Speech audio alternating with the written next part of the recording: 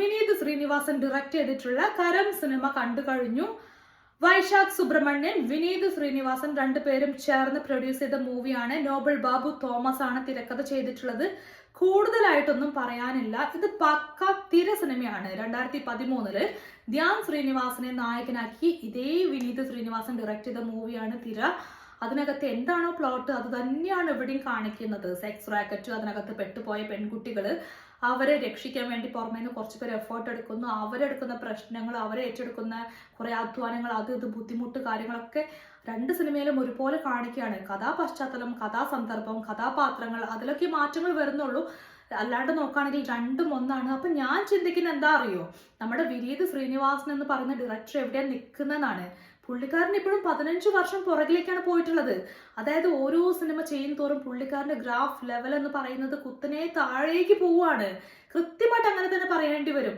ഒരു മാറ്റം വരുന്നില്ല. പാറ്റേൺ പിടിച്ച് പോവാന്ന് പറയുമല്ലോ. ഇത്രയും കാലം പുള്ളിക്കാരൻ മറ്റേ പ്രേമം, പൈങ്കിളി സെറ്റപ്പ് പ്രേമൊക്കെ ആയിട്ട് ചെന്നൈ പാസം, കണ്ണൂർ പാസൊക്കെ കാണിച്ച് അങ്ങനെ പോവുമായിരുന്നു. അതിന് ആളുകൾ എടുത്തിട്ട് ട്രോൾ ചെയ്തപ്പോൾ പുള്ളിക്കാരൻ ട്രാക്ക് മാറ്റി പിടിച്ചപ്പോൾ ഞാൻ വിചാരിച്ചു ഓക്കെ പുള്ളിക്കാരൻ എന്തോ കൊണ്ടുവരാൻ പോകുന്നു എന്ന്. ഇപ്പൊ നോക്കുന്ന സമയത്ത് ഒരു മാറ്റമില്ല. പുള്ളിക്കാരൻ ട്രാക്ക് മാറ്റി പിടിച്ചിട്ട് 15 വർഷം മുമ്പ് ചെയ്തു വെച്ച സാധനം ചെയ്തു വെച്ചേക്കാണ്.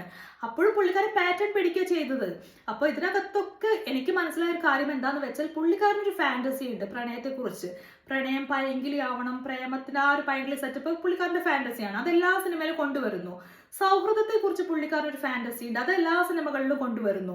അതും കഴിഞ്ഞാൽ പിന്നെയുള്ള ഒരു ഫാന്റസിയാണ് രക്ഷകനായിട്ടുള്ള നായകൻ. എനിക്ക് അങ്ങനെ ഫീൽ ചെയ്യുന്നത്. അതായത് ഒരു നായിക ട്രാപ്പിൽ പെടുന്നു. ആ ട്രാപ്പിൽ പെടുന്ന നായികയെ കഷ്ടപ്പെട്ട് എഫേർട്ട് എടുത്ത് നായകൻ രക്ഷിക്കുന്നു. അത് നായകന്റെ ഉത്തരവാദിത്തമായിട്ട് കണ്ട് രക്ഷിക്കുന്നു എന്ന് പറയുന്നത് രക്ഷകൻ നായകൻ പുള്ളിക്കാരന്റെ ഒരു സ്വപ്നമാണ്, ഫാന്റസി എന്നൊക്കെ എനിക്ക് തോന്നുന്നു. അതുകൊണ്ടായിരിക്കുമല്ലോ പുള്ളിക്കാരൻ 2 തവണയൊക്കെ ഒരേ സാധനം ആവർത്തിക്കുക. അല്ലാണ്ട് വീണ്ടും റിപ്പീറ്റ് അടിക്കാൻ ചാൻസ് ഇല്ലല്ലോ. അപ്പൊ എന്തായാലും ശരി, ആ ഫാന്റസികളുമായിട്ട് ഈ ഒരു പാറ്റേണിൽ പുള്ളിക്കാരൻ പോയി കഴിഞ്ഞാൽ പുള്ളിക്കാരൻ ഇവിടെ നിലനിൽപ്പെന്ന് പറയുന്നത് ഒരു പ്രശ്നമായിട്ട് മാറുമെന്നാണ് എൻ്റെ ഒരു അഭിപ്രായം. ഏതായാലും സിനിമയിലേക്ക് വരുന്ന സമയത്ത് നമ്മുടെ നായകനായിട്ട് വരുന്നത് തിരക്കഥ ചെയ്തിട്ടുള്ള അതേ നോബിളാണ്. നോബൽ ബാബു തോമസ് ആണ്. പുള്ളിക്കാരൻ ദേവ് മഹേന്ദ്രൻ എന്ന് പറയുന്ന ഒരു ആർമി ഓഫീസറായിട്ടാണ് ഇതിനകത്ത് അഭിനയിക്കുന്നത്. അപ്പം പുള്ളിക്കാരന്റെ ജീവിതത്തിൽ ഒരു പ്രണയം, ആ പ്രണയവുമായിട്ട് പുള്ളിക്കാരൻ മുമ്പോട്ട് പോകുന്നു. വളരെ തീവ്രമായിട്ടുള്ള പ്രണയമാണ്. പക്ഷെ അതിനകത്ത് കുറച്ച് പ്രശ്നങ്ങൾ വരുന്നു. ആ പ്രണയവുമായിട്ട് ബന്ധപ്പെട്ട് പുള്ളിക്ക് അധികം മുൻപോട്ട് പോകാൻ പറ്റാണ്ട് വരുന്നു. പിന്നീട് പുള്ളി വിവാഹം കഴിക്കുന്നു. അവിടെ നിന്ന് അങ്ങോട്ടുണ്ടാകുന്ന സംഭവ വികാസങ്ങളാണ് സിനിമ കാണിക്കുന്നത്. അപ്പൊ അതിലേക്ക് കൂടുതലായിട്ട് വരുന്നില്ല. അപ്പോൾ നമ്മുടെ തിരക്കഥ ചെയ്ത പുള്ളിക്ക് ഓൾറെഡി താല്പര്യം ഉണ്ടായിരുന്നു പുള്ളിക്ക് തന്നെ അതിൽ നായകനാവണമെന്ന്. പുള്ളിക്ക് അഭിനയിക്കാൻ വേണ്ടിയാണ് പുള്ളിക്കാരൻ ഈ തിരക്കഥ ചെയ്ത് വെച്ചത്. അപ്പൊ പുള്ളിയുടെ ഒരു കണക്ക് കൂട്ടൽ വെച്ച് പുള്ളിക്കാരൻ തന്നെയായിരുന്നു ഈ മൂവി ഡയറക്റ്റ് ചെയ്യേണ്ടിയിരുന്നത്. പക്ഷെ അതിന്റെ ഇടയിലേക്ക് വിനീത് ശ്രീനിവാസൻ വരുന്നു. ആ ഒരു വർക്ക് അങ്ങനെ പോകുന്നു. എന്തായാലും പുള്ളിക്കാരൻ നോബൽ ഈ ഒരു വർക്കിൽ നായകനായിട്ട് എത്തി. അപ്പം നോക്കുന്ന സമയത്ത് എന്റെ അഭിപ്രായത്തിൽ പുള്ളിക്കാരൻ കുഴപ്പമില്ലാണ്ട് നന്നായിട്ട് അഭിനയിച്ചിട്ടുണ്ട്. തുടക്കത്തില് എനിക്ക് ആ ക്യാരക്ടർ പുള്ളിക്കാരനെ ഉൾക്കൊള്ളാൻ കുറച്ച് ബുദ്ധിമുട്ടായിരുന്നു. ത്രൂ ഔട്ട് ക്യാരക്ടറാണ്, എനിക്ക് പുള്ളി അറിയില്ലല്ലോ, സോ എനിക്ക് ബുദ്ധിമുട്ടായിരുന്നു. പക്ഷെ പിന്നെ കുഴപ്പമില്ലാണ്ട് പുള്ളിക്കാരൻ ചെയ്തു എന്ന് ഫീൽ ചെയ്തു. പക്ഷേ സിനിമ തുടങ്ങിയിട്ടുള്ള ആദ്യത്തെ അരമണിക്കൂർ എന്ന് പറയുന്നത് ക്രിഞ്ചടിപ്പിച്ച് കൊല്ലുന്ന സംഭവങ്ങളായിരുന്നു. അവിടെ നിന്ന് അങ്ങോട്ട് എണീറ്റ് പോകാൻ തോന്നുന്ന കുറെ സംഭവങ്ങളില്ലേ, ഭയങ്കരമായിട്ട്. ഇതിനകത്ത് ഒരു അരമണിക്കൂറിന്റെ ഉള്ളിൽ പ്രണയം കാണിക്കുന്നുണ്ട്, അവരുടെ ബന്ധം കാണിക്കുന്നുണ്ട്, കുറെ ഇറോട്ടിക് ആയിട്ടുള്ള സാധനം കാണിക്കുന്നുണ്ട്. ഇപ്പൊ വിനീത് ശ്രീനിവാസന്റെ സിനിമകളിൽ പൊതുവെ കാണാത്തൊരു കാര്യമാണ് ഇറോട്ടിക് ആയിട്ടുള്ള സംഭവങ്ങൾ. അതൊക്കെ വരുന്നുണ്ട്. അങ്ങനെ അതെല്ലാം കാണിച്ച് ആദ്യത്തെ അരമണിക്കൂർ ക്രിഞ്ചടിപ്പിച്ച് കൊന്നു. അതിനുശേഷമാണ് പിന്നെ ട്രാക്കിലേക്ക് കഥ കൊണ്ടുപോകുന്നത്. പക്ഷെ അപ്പോൾ കൊണ്ടുപോകുമ്പോൾ പോലും വല്ലാണ്ട് ഒന്നുമില്ല. ഇന്ത്യ വിട്ട് വിദേശ രാജ്യം കാണിക്കുന്നു. ആ ട്രാക്കിലേക്ക് കൊണ്ടുപോകാൻ ട്രൈ ചെയ്യുന്നെങ്കിലും അതിനകത്തൊന്നും വരുന്നില്ല. അതായത് നമ്മളിങ്ങനെ കാണുന്നു എന്നല്ലാണ്ട് അതിനകത്ത് ത്രില്ലിംഗ് ആയിട്ടുള്ള ഒരു ഫാക്ടറോ കാര്യങ്ങളോ ഒന്നും കാണാൻ പറ്റില്ല. ഓക്കെ, ജസ്റ്റ് ഇങ്ങനെ കണ്ടിരിക്കാം, അത്രേ ഉള്ളൂ. അങ്ങനെ കഥ പോകുന്നു. പിന്നെ വന്നിട്ട് ആക്ഷൻ സീക്വൻസ് കുറെ വരുന്നുണ്ട്. അതൊക്കെ നല്ലപോലെ ചെയ്തിട്ടുണ്ട്. ടെക്നിക്കലി നല്ല വർക്കായിട്ട് ചെയ്തിട്ടുണ്ട്. പക്ഷെ വളരെ ദുർബലപ്പെട്ട തിരക്കഥയാണിത്. അതാണ് എടുത്തു പറയേണ്ട കാര്യം. അതായത് വളരെ ദുർബലപ്പെട്ട, എല്ലാവർക്കും ഏതൊരു കൊച്ചു കുട്ടിക്കും പ്രഡിക്റ്റ് ചെയ്യാൻ പറ്റുന്ന കാര്യങ്ങൾ മാത്രമേ ഇതിനകത്തുള്ളൂ. ഇതിനകത്ത് നമ്മൾക്ക് കുറച്ച് ത്രില്ലടിപ്പിക്കുന്ന സാധനങ്ങൾക്ക് ഇവർ ഉൾപ്പെടുത്താൻ നോക്കി, പക്ഷെ ഒന്നും സംഭവിച്ചില്ല.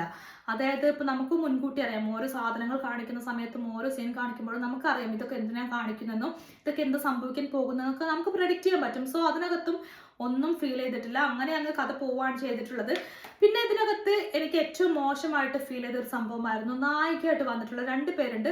അതിലൊരാളാണ് ആൻഡ്രി മെറിയം ഹെനസ്റ്റ്.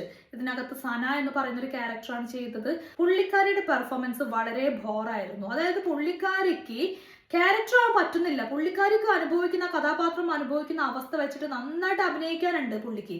പക്ഷെ പുള്ളിക്കാരിക്ക് അത് ചെയ്യാൻ പറ്റുന്നില്ല. പുള്ളിക്കാരിയുടെ കൂടെ അതേ സിറ്റുവേഷനിൽ പെട്ട കുറച്ച് വിദേശ വനിതകളെ കാണിക്കുന്നുണ്ട്. അവരൊക്കെ നിന്നിട്ട് തകർത്ത് അഭിനയിക്കുകയാണ്. അവർ ഒന്നോ രണ്ടോ ഷോട്ടുകൾ വന്നാൽ പോലും അവരുടെ മുഖത്തുണ്ട് അവർ ഏത് അവസ്ഥയിൽ പെട്ട് നിൽക്കുകയാണ്.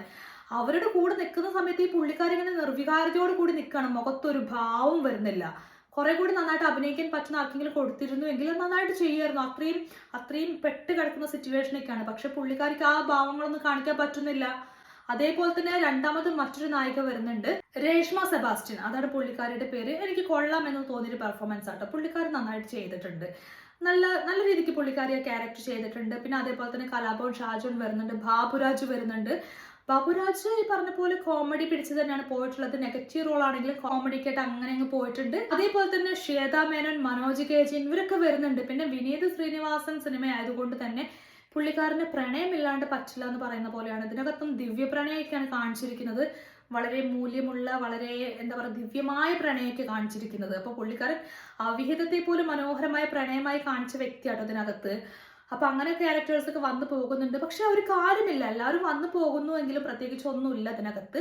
പിന്നെ ഇതിനകത്ത് ആകെ എടുത്ത് പറയാൻ പറ്റുന്ന ഒരു സംഭവം ടെക്നിക്കലി നല്ല വർക്കാണെന്നുള്ളതാണ്. ജോമൻ ടി ജോൺ ആണ് ഇതിന്റെ സിനിമാറ്റോഗ്രാഫി ചെയ്തിട്ടുള്ളത്. അതേപോലെ തന്നെ ഷാൻ റഹ്മാൻ ആണ് സംഗീതം ചെയ്തിട്ടുള്ളത്. ഇതൊരു ടിപ്പിക്കൽ വിനീത് ശ്രീനിവാസൻ ചിത്രമാണെന്ന് നമുക്ക് പറയാൻ തോന്നിയപ്പോഴാണെന്നറിയോ, ഇതിന്റെ പശ്ചാത്തലത്തിൽ വരുന്ന ആ മ്യൂസിക്കിന്റെ കൂടെ വരുന്ന ലിറിക്സ് കേൾക്കുമ്പോഴാണ്. സംഗീത സാന്ദ്രമായ ആക്ഷൻ മൂവി, പക്കാ ഒരു വിനീത് ശ്രീനിവാസൻ സിനിമ. അനാവശ്യമായിട്ട് ആ ബാക്ക്ഗ്രൗണ്ട് മ്യൂസിക്കിന്റെ കൂടെ ലിറിക്സ് ഒക്കെ കുത്തി കയറ്റിയിട്ട് ഒരു സംഗീത സാന്ദ്രമായ അവസ്ഥയിലേക്ക് കൊണ്ടുവന്നു. അപ്പൊ ഷാൻ റഹ്മാൻ അത്യാവശ്യം പണി ചെയ്യാനുണ്ടായിരുന്നു അതിനകത്ത്. പിന്നെ എഡിറ്ററായിട്ട് വന്നിട്ടുള്ളത് രഞ്ജൻ അബ്രഹാം ആണ്. അത്യാവശ്യം പുള്ളിക്കും വർക്ക് ചെയ്യാനുണ്ട്.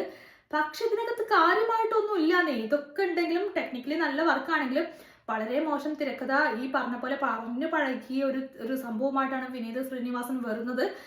ഇതിനകത്ത് അഭിനയിക്കുന്നവർക്ക് അഭിനയിക്കാനുണ്ട്, പക്ഷേ കാര്യമില്ലാത്ത കാര്യത്തിലാണ് അഭിനയിക്കുന്നത്. സോ എനിക്കിത് വളരെ മോശമായിട്ടുള്ളൊരു എക്സ്പീരിയൻസ് ആയിട്ടാണ് എനിക്ക് കിട്ടിയിട്ടുള്ളത്.